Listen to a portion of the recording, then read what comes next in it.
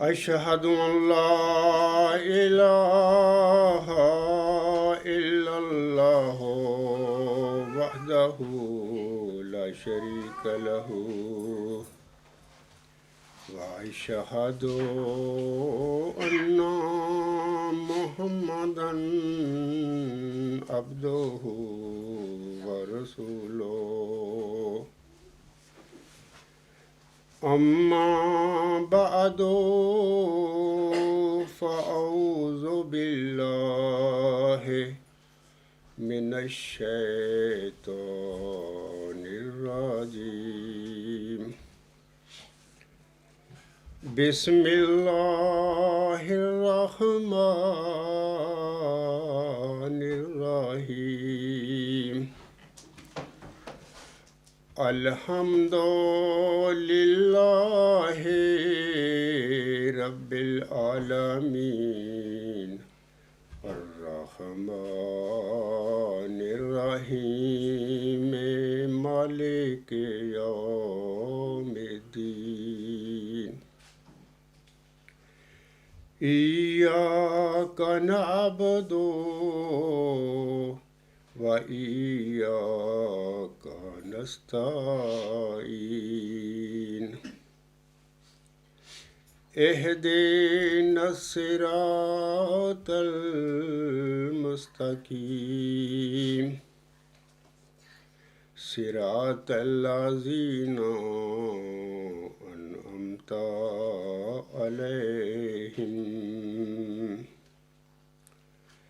صراط الذين أنعمت عليهم غير المغضوب عليهم ولا الضالين ولكل أمة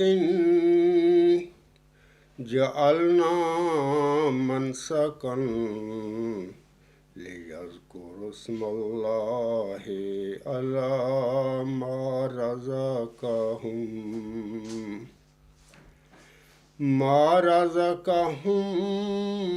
من بهيمة الأنعام فإلهكم إله واحد فله أسلموا وبشر المخبتين۔ یہ سورۃ الحج کی آیت نمبر 35 ہے۔ اس آیت میں اللہ تعالیٰ فرماتا ہے اور ہم نے ہر امت کے لیے قربانی کا ایک طریق مقرر کیا ہے تاکہ وہ اللہ کا نام اس پر پڑھے جو اس نے انہیں مویشی چوپائے عطا کیے ہیں۔ پس تمہارا معبود ایک ہی معبود ہے، لہذا اس کے لیے فرما بردار ہو جاؤ اور عاجزی کرنے والوں کو بشارت دے دے۔ آج ذوالحجہ کی 10 تاریخ ہے اور ہم میں سے ہر مسلمان اللہ کی دی ہوئی توفیق کے مطابق آج راہ خدا میں قربانی کرے گا۔ اب خاکسار سورۃ صافات کی چند آیات کی تلاوت کرے گا۔ ان آیات میں اللہ تعالیٰ نے حضرت ابراہیم علیہ السلام کے بڑے بیٹے حلیم غلام اور اس کی قربانی کے واقعہ کا ذکر کیا ہے، اور یہ اس لیے بھی ضروری ہے تاکہ اس عظیم و شان قربانی کے اس بے مثال واقعہ کی یاد ہمارے ذہنوں میں تازہ ہو جائے۔ اللہ تعالیٰ سورہ صافات کی آیات 101 تا 112 میں فرماتا ہے، رب هب لي من الصالحين فبشرناه بغلام حليم فلما بلغ معه السعي قالا یا بنیا انی ارا فی المنام انی اذبحک فانظر ماذا تری قالا یا ابت افعل ما تؤمر ستجدنی ان شاء اللہ من الصابرین فلما اسلما وتلہ للجبین وَنَادَيْنَاهُ أَن يَا إِبْرَاهِيمُ قَدْ صَدَقْتَ الرُّؤْيَا إِنَّا كَذَلِكَ نَجْزِي الْمُحْسِنِينَ إِنَّ هَذَا لَهُوَ الْبَلَاءُ المبين وفديناه بذبح عظيم وتركنا عليه في الآخرين سلام على إبراهيم كذلك نجزي المحسنين إنه من عبادنا المؤمنين۔ یہ سورۃ صافات کی آیت 101 تا 112 آیات ہیں۔ ان میں اللہ تعالیٰ فرماتا ہے اے میرے رب مجھے صالحین میں سے اولاد عطا کر۔ پس ہم نے اسے ایک حلیم غلام کی بشارت دی۔ پس جب وہ اس کے ساتھ دوڑنے پھرنے کی عمر کو پہنچا اس نے کہا اے میرے پیارے بیٹے یقیناً میں سوتے میں دیکھا کرتا ہوں کہ میں تجھے ذبح کر رہا ہوں، پس غور کر تیری کیا رائے ہے؟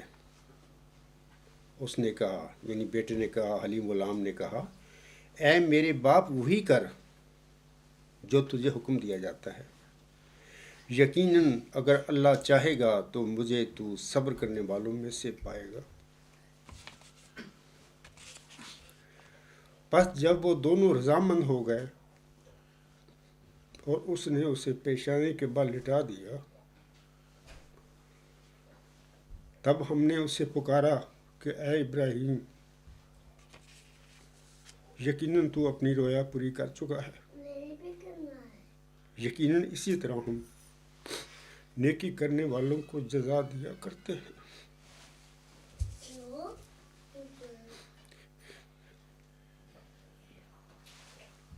یقیناً یہ ایک بہت کھلی آزمائش تھی۔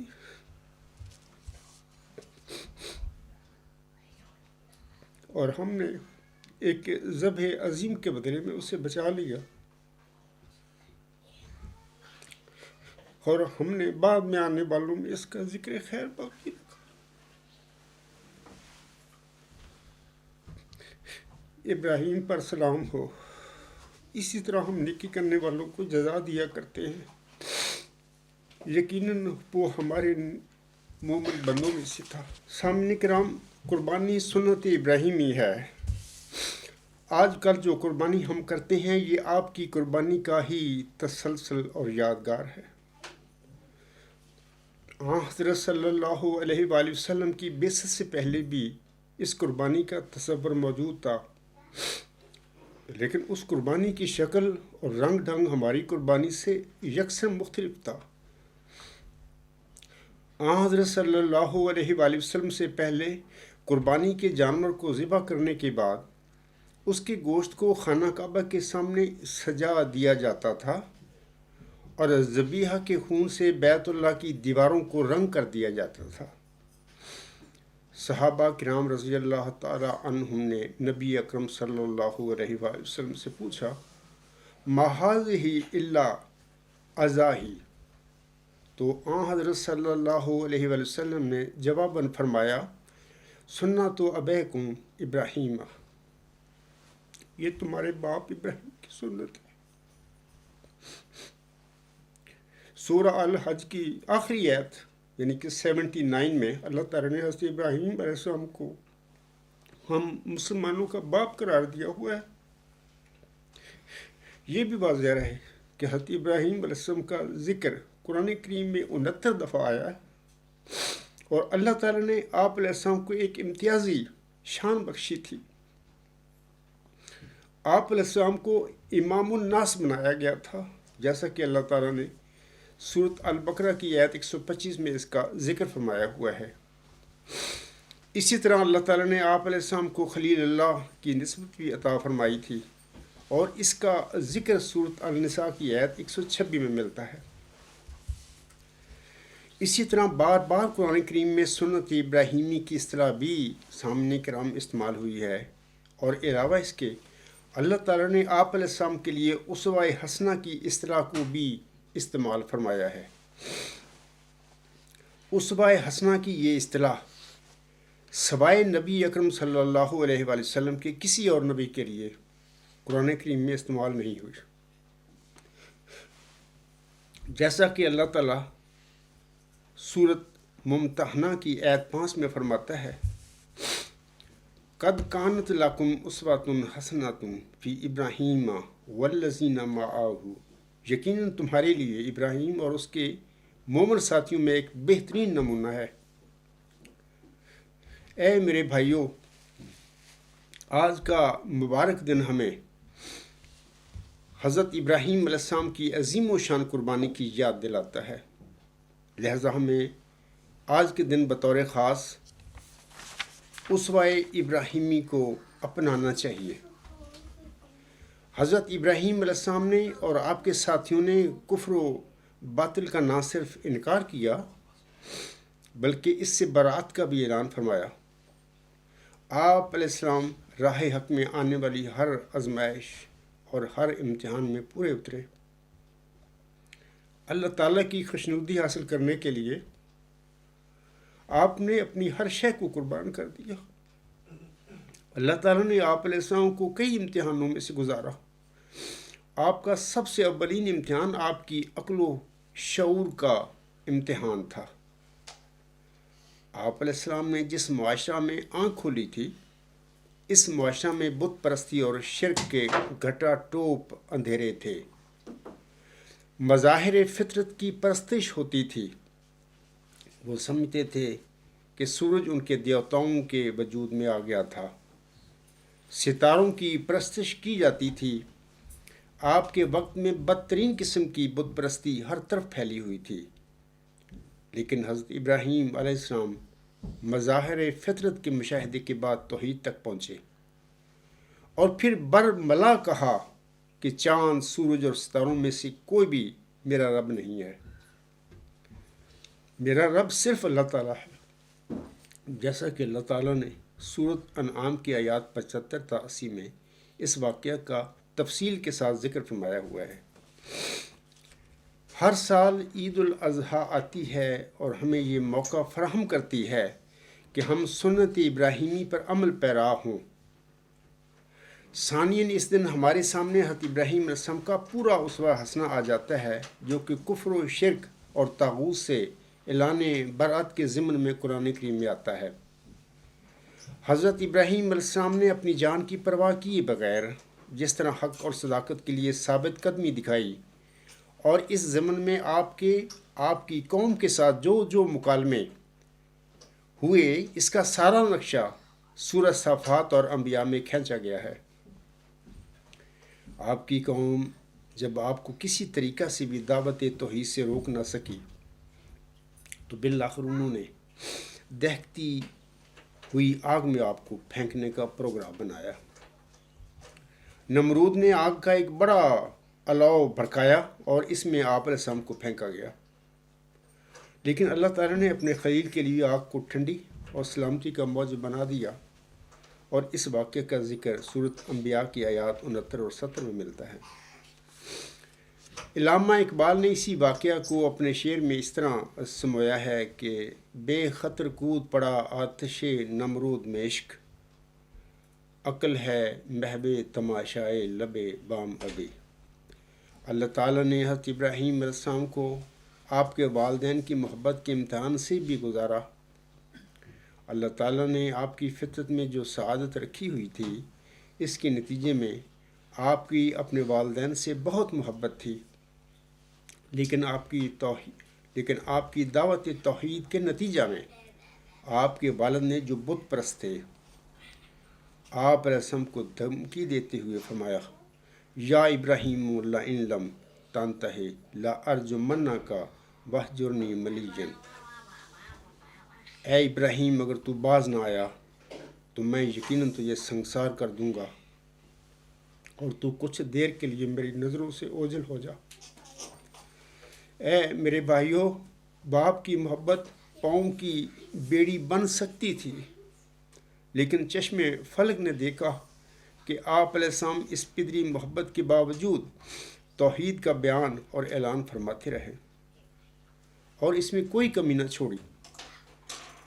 इसी तरह अल्लाह ताला ने हज़रत इब्राहीम अलैहिस्सलाम को वतन की मोहब्बत के इम्तिहान से भी आजमाया।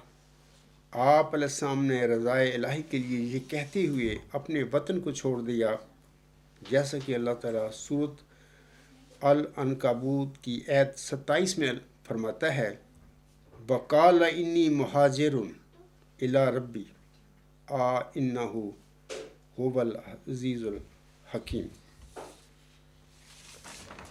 और उसने कहा कि यकीनन मैं अपने रब की तरफ हिजरत करके जाने वाला हूँ, यकीनन वही अज़ीज़ और हिकमत वाला है। ऐ मेरे भाइयों, हज़रत इब्राहीम अलैहिस्सलाम का सबसे बड़ा इम्तिहान आपके जिगर गोशे यानी हलीम ग़ुलाम, जिसका नाम हज़रत इस्माईल अलैहिस्सलाम था, की कुर्बानी की सूरत में लिया गया था। बाइबल के मुताबिक अल्लाह ताला ने 87 साल की उम्र में आप अलैहिस्सलाम को पहला बेटा यानी हलीम ग़ुलाम अनायत फरमाया था।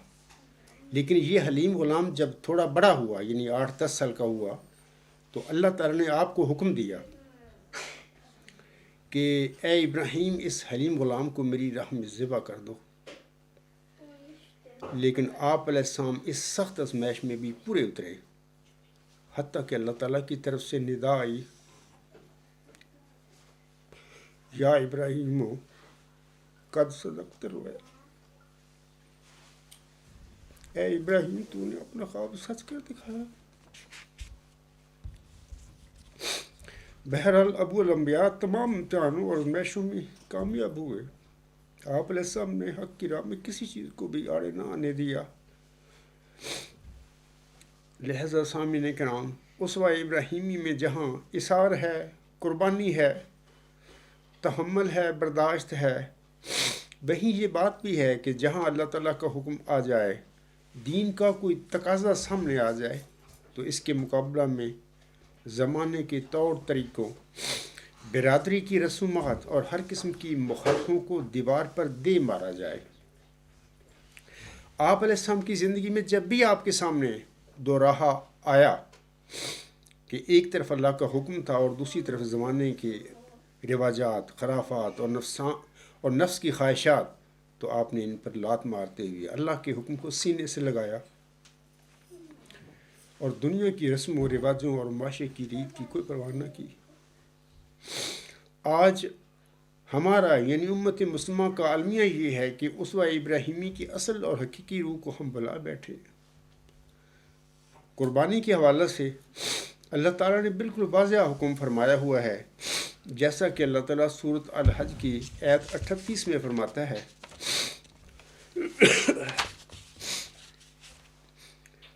लन यनालल्लाह लुहुमुहा वला दिमाउहा وَلَٰكِن يَنَالُهُ التَّقْوَىٰ مِنكُمْ كَذَٰلِكَ سَخَّرَهَا لَكُمْ لِتُكَبِّرُوا اللَّهَ عَلَىٰ مَا هَدَاكُمْ وَبَشِّرِ المحسنین۔ یہ سورۃ الحج کی آیت 38 ہے۔ اس میں اللہ فرماتا ہے ہرگز اللہ تک نہ ان کے گوشت پہنچیں گے اور نہ ان کے خون، لیکن تمہارا تقوی اس تک پہنچے گا۔ اسی طرح اس نے تمہارے لیے انہیں مسخر کر دیا ہے، یعنی چوپاؤں کو، جانوروں کو، تاکہ تم اللہ کی بڑائی بیان کرو اس بنا پر کہ جو اس نے تمہیں ہدایت کی ہے اور احسان کرنے والوں کو خوشخبری دے دے۔ لیکن افسوس کہ ہمارے اندر تقوی، خلوص اور صدق و صفا کی کمی ہے۔ علامہ اقبال نے اس دکھ کا اس طرح اظہار فرمایا ہے: رگوں میں وہ لہو باقی نہیں ہے، وہ دل وہ آرزو باقی نہیں ہے، نماز و روزہ وہ قربانی و حج، یہ سب باقی ہیں، تو باقی نہیں ہے۔ اسی طرح ایک اور ربائی میں آپ فرماتے ہیں: محبت کا جنوں باقی نہیں ہے، مسلمانوں میں خون باقی نہیں ہے، صفیں کج دل پریشاں سجدہ بے ذوق، کہ جذب اندروں باقی نہیں ہے۔ واضح رہے کہ اسلام کا لفظ جو ہے یہ سلیم سے مشتق ہے، جس کے معنی سونپ دینے اور اطاعت میں اپنی گردن جھکا دینے کے ہیں۔ اسلام کی حقیقت یہی ہے کہ انسان اپنے پاس جو کچھ رکھتا ہے اسے اللہ تعالیٰ کے حوالے کر دے، زبانی کلامی نہیں بلکہ عملاً۔ اس کی تمام قوتیں، اس کی تمام خواہشیں اور اس کی تمام محبتیں اللہ تعالیٰ کے سپرد ہو جائیں۔ وہ اپنے تمام قواعد جسمانی و دماغی کے ساتھ اللہ تعالیٰ کے حضور جھک جائے۔ وہ اپنے نفس کی حکومت سے بغاوت مول لے کر احکام الہیہ کی اطاعت کو اپنا شعار بنا لے۔ یہی حقیقت اسلام اور قانون فطرت ہے جو کہ تمام کائنات میں جاری و ساری ہے۔ سامعین کرام کو واضح رہے کہ اگر ہم زمین کی قوت نامیہ کا اپنی باریک نگاہوں سے مشاہدہ کریں تو ہم دیکھتے ہیں کہ زمین کی درستگی کے بعد اس میں بیج ڈالا جاتا ہے۔ آفتاب کی تمازت اس کو حرارت بخشتی ہے، ابر و باد کی رطوبت اس میں اعتدال پیدا کرتی ہے، پانی کی مناسب مقدار اس کی نشو و نما میں معاون ہوتی ہے، پھر بیج کا گزرنا بھی شریعت الہیہ کے مطابق ہے، جس کی اطاعت کائنات کی ہر شے پر فرض کی گئی ہے۔ جمادات ہوں یا اجرام سماوی، سبھی اس نظام کے تحت عمل پیرا ہیں۔ قرآن کریم انہی قوانین کو حدود اللہ کے لفظ سے تعبیر کرتا ہے۔ غرض اس عالم کا ہر وجود بلکہ اللہ تعالیٰ کی ہر مخلوق اس کی عبادت میں مشغول ہے۔ بس یہی اسلام کے معنی ہے کہ انسان اپنے آپ کو اپنے رب کے سپرد کر دے، اپنے آپ کو کسی شے کا مالک نہ سمجھے اور ہر چیز اس قدرت الہیہ کی ہو جائے۔ جب ہم قربانی کے جانور کی گردن پر چھری چلا رہے ہوتے ہیں تو اس وقت ہمیں چاہیے کہ ہم اپنے نفس کی ناجائز خواہشوں، مطالبوں اور خاندان برادری کی غلط رسوم پر بھی اللہ اکبر کی چھری چلا دیں۔ پوری زندگی میں ہمارا مطمع نظر اور ہمارا ٹارگٹ الہی رضا ہونی چاہیے۔ اللہ تعالیٰ کی رضا اور اس کی ابتلاؤں اور آزمائشوں کے آگے اپنا سر تسلیم خم کرتے ہوئے اپنے جسم و جاں پر اللہ کا ہی حکم نافذ کریں۔ ہمارے خاندان، برادری اور اجتماعی حیات میں بھی اللہ تعالیٰ کے احکامات کو ہر رسم و رواج، ہر قانون ضابطے پر بالا دستی حاصل ہونی چاہیے۔ ہمارے دلوں میں وہ حرارت ایمانی اور جذبہ پیدا ہونا چاہیے جو ہمیں دین اسلام کی سربلندی کے لیے آمادہ اور متحرک کر سکے۔ ہماری حالت ایسی ہو جانی چاہیے جس کا ذکر ان اشعار میں ملتا ہے جو کہ اللہ تعالیٰ کی طرف سے خاکسار کے دل پر الہام ہوئے تھے۔ ہر آن رکھوں دین کو دنیا پہ میں مقدم، اسلام کی فتح کا ہو فکر مجھ کو ہر دم، اسلام کی صداقت دنیا میں پھیلاؤں، شمع ہدایت ہر گھر میں جلاؤں، اسلام پر جیوں میں اسلام پر مروں میں، ہر قطرہ اپنے خون کا اس کی نظر کروں میں۔ عید کے دن ہم جن تکبیروں کا ورد کرتے ہیں سامعین کرام، ان کا تعلق زبان سے ہے، یعنی ہم اپنی زبان سے اللہ تعالیٰ کی کبریائی کا اعلان کرتے ہیں، لیکن ہمیں چاہیے کہ ہم اپنی عملی زندگی میں بھی اللہ تعالیٰ کے حکم اور قانون کو بالادست قانون بنا کر اپنے افعال میں بھی اللہ تعالیٰ کی کبریائی کا اعلان کریں، اس کا مظاہرہ کریں۔ عید الاضحیٰ کے دن ہم تکبیروں کا مسلسل ورد کرتے رہتے ہیں۔ وہ اس طرح ہے کہ اللہ اکبر لا الہ الا اللہ واللہ اکبر اللہ اکبر وللہ الحمد، انہی کا بھی یہاں پر بات ہو رہی ہے۔ حضرت صلی اللہ علیہ وسلم کی زندگی میں جب مدینہ طیبہ کی گلیوں میں تکبیرات کی صدائیں گونجتی تھیں، یہی تکبیریں جو ابھی میں نے پڑھی ہیں، تب اسلامی انقلاب کے لیے جاں توڑ جد و جہد ہو رہی تھی، لیکن آج ہم اس فریضہ اور جذبہ سے کلیتاً محروم ہیں۔ یہ اصل تکبیر رب ہے جس کے لیے ہم تیار نہیں ہیں۔ علامہ اقبال کیا خوب فرماتے ہیں، یا وسعت افلاق میں تکبیر مسلسل، یا خاک کے آغوش میں تسبیح و مناجات، وہ مذہب مردان خود آگاہ ہو خدا مست، یہ مذہب ملاؤں جمادات و نباتات۔ یاد رکھیں کہ اللہ تعالیٰ کبھی کسی قوم کی حالت کو نہیں بدلتا جب تک کہ وہ اپنی حالت کو نہ بدلے، جیسے کہ اللہ تعالیٰ سورۃ رعد کی آیت نمبر 12 میں فرماتا ہے، ان اللہ لا یغیر ما بقوم حتی یغیروا ما بانفسہم، یقیناً اللہ تعالیٰ کسی قوم کی حالت کو نہیں بدلتا جب تک کہ وہ خود اپنی حالت کو نہ بدلے۔ عید کے اس مبارک موقع پر ہمیں چاہیے کہ ہم اپنے آپ کو، اپنے سماج کو، اپنے اسلامی ممالک اور اپنی جماعت احمدیہ میں جاری فرسودہ اور استحصالی نظاموں کو بدلنے کا عہد کریں۔ حضرت ابراہیم علیہ السلام کی اس قربانی میں ہمارے لیے بہت سارے سامنے کرام اسباق پوشیدہ ہیں۔ پہلا سبق یہ ہے کہ جب کوئی انسان اپنے لیے اللہ تعالیٰ کو اختیار کر لیتا ہے تو پھر اسے رضائے الہی کی خاطر ہر قسم کی قربانی کے لیے تیار رہنا چاہیے۔ دوسرا سبق یہ ہے کہ جب کسی انسان کو ایسی قربانی کی توفیق مل جائے تو پھر ایسے انسان کو اللہ تعالیٰ کبھی ضائع نہیں کیا کرتا، بلکہ اس کی یاد اپنے بندوں میں دائمی طور پر قائم فرما دیتا ہے۔ تیسرا سبق یہ ہے کہ اللہ تعالیٰ کی راہ میں کسی جانور کا خون بہا دینا کوئی بڑی بات نہیں، کیونکہ خون اور گوشت اللہ کے حضور نہیں پہنچتے، بلکہ دلوں کا تقویٰ پہنچتا ہے، اور اصل جزا تقویٰ اور نیت پر ہی ملتی ہے۔ ایک کثیر تعداد سامعین کرام مسلمانوں کی اب مغرب میں آباد ہو چکی ہے، اس میں میں اور میری فیملی بھی شامل ہیں، اور ہمارے یہاں پیدا ہونے والے بچوں کو قربانی کے حوالے سے چند باتوں کا جاننا ضروری ہے، کیونکہ مسلمان ملکوں میں تو بچوں کو بھی ان بنیادی چیزوں کا علم ہوتا ہے، کیونکہ وہاں پر اکثریت مسلمانوں کی ہوتی ہے، وہاں پر عیدیں ہوتی ہیں، جمعے پڑھے جاتے ہیں، 5 وقت اللہ تعالیٰ کی نماز ہوتی ہے مسجدوں میں، تو ان کو تو علم ہوتا ہے، لیکن مغرب کا یا ویسٹ کا معاملہ، یورپ کا معاملہ کچھ اور ہے۔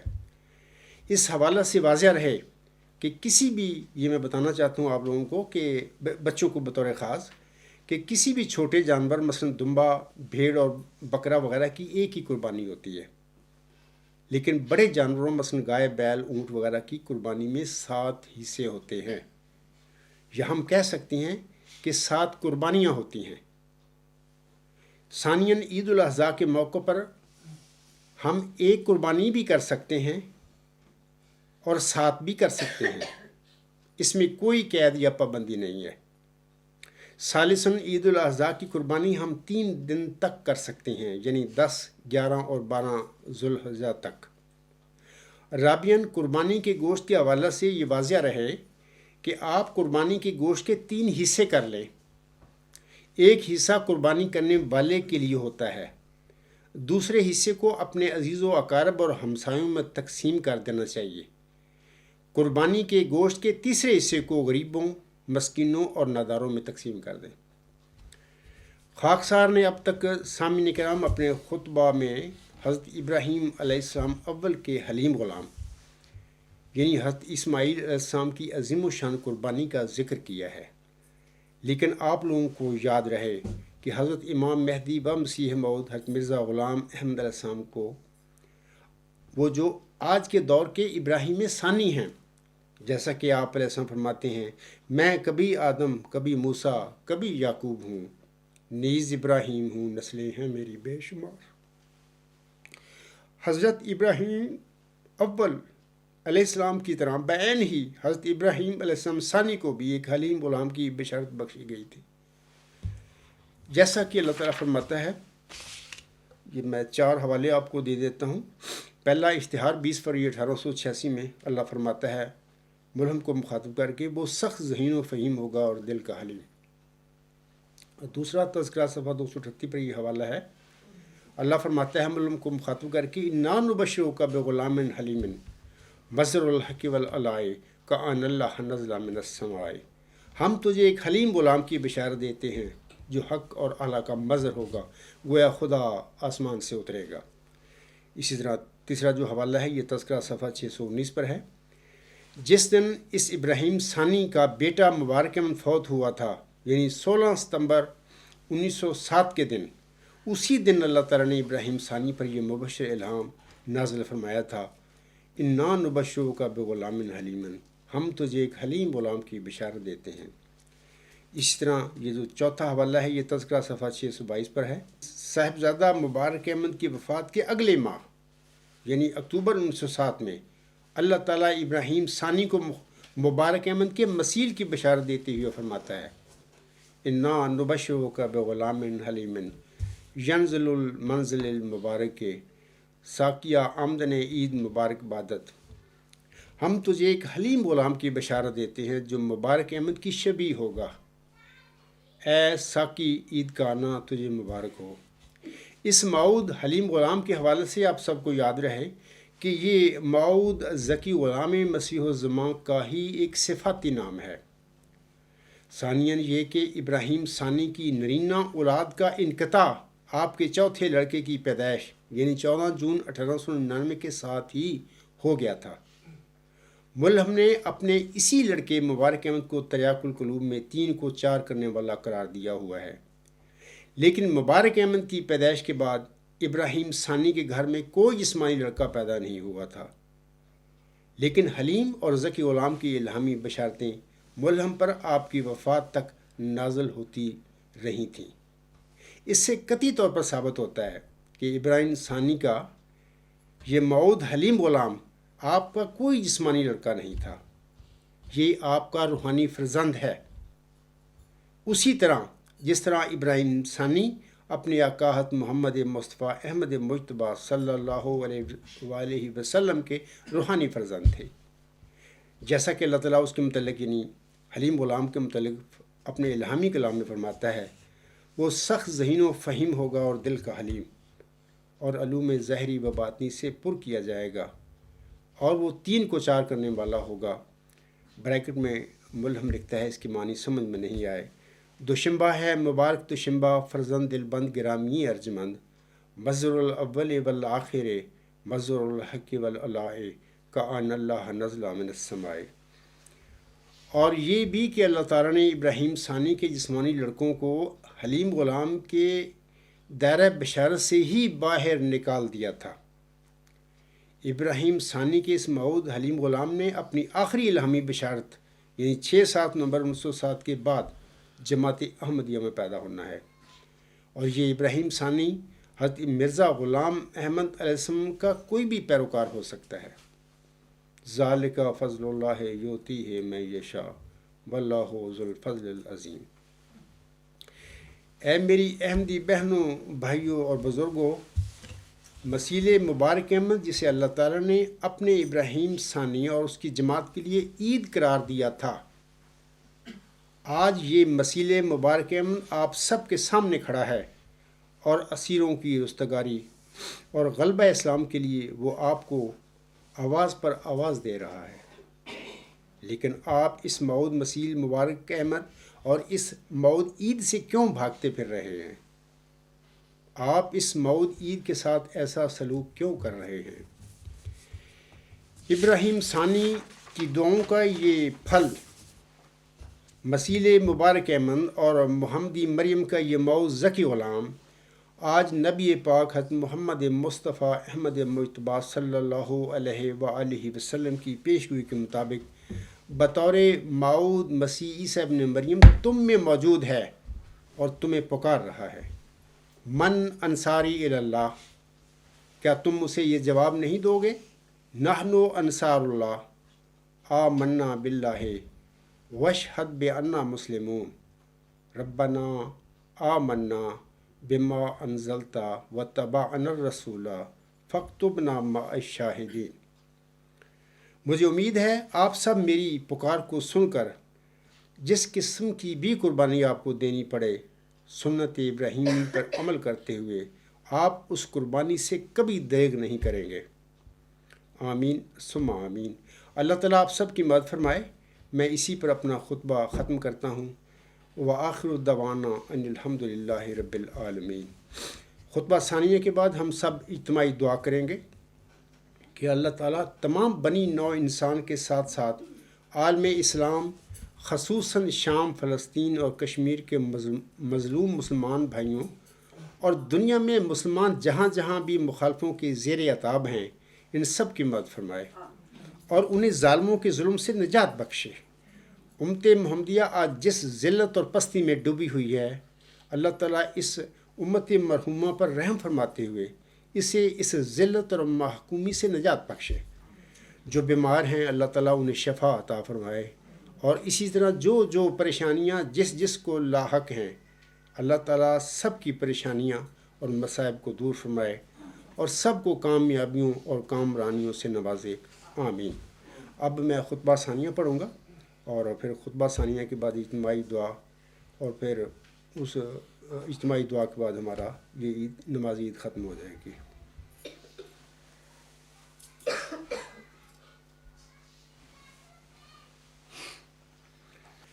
الحمد للہ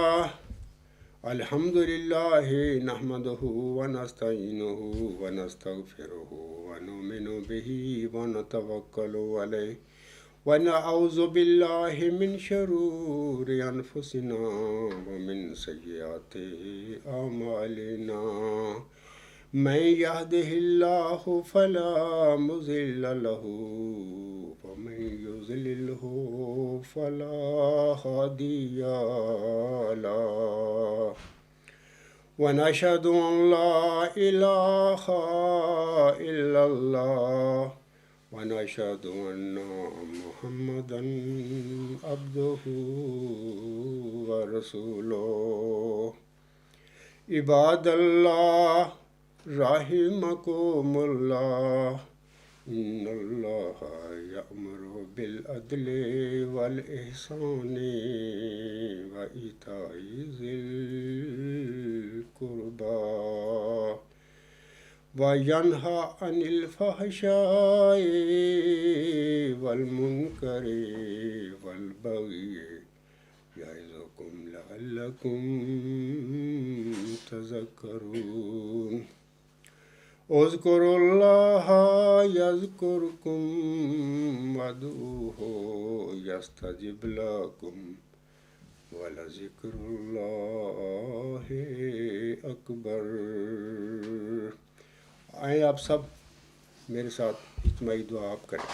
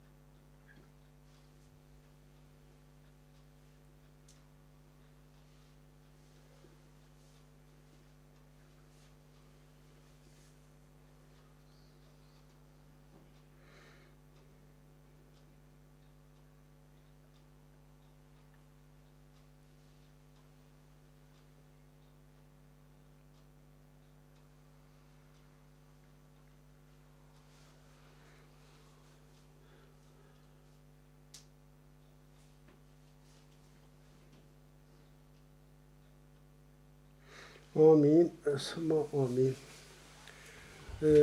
آخر پہ خاکسار اور میرے انصار کی طرف سے حاضرین کے علاوہ جہاں جہاں بھی خاکسار کا یہ خطبہ براہ راست سنا جا رہا ہے، اور اسی طرح دنیا کے سب مسلمان بہنوں بھائیوں بزرگوں کو ہم سب کی طرف سے عید الاضحیٰ کی دلی مبارکباد ہو۔ خدا حافظ۔